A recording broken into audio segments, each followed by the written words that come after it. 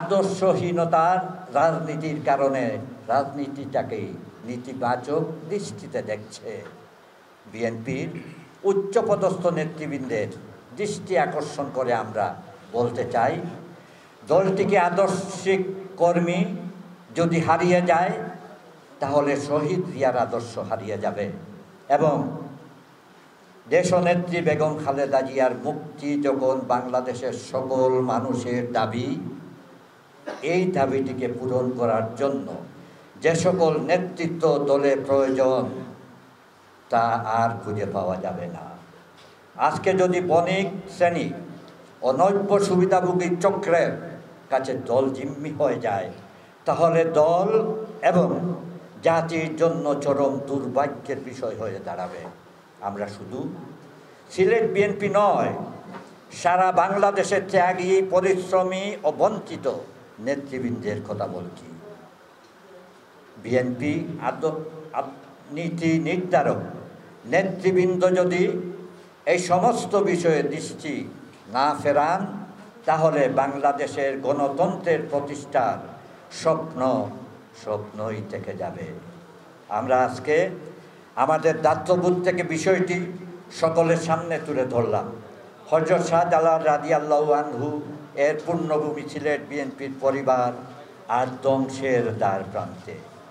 যদি কোনো কার্যকরী ফলাফল এবং সুরাহা না হয় তাহলে বিএনপি পরিবার যে ক্ষতির সম্মুখীন হবে তা আর পূরণ হবে না।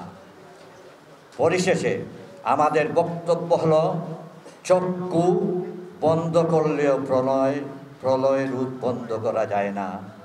আমরা আশা করছি পরিস্থিতি গুরুত্ব বিবেচনায় অনুভব করবেন এবং আমাদের দলের মাননীয় ভাইস চেয়ারম্যান, আমি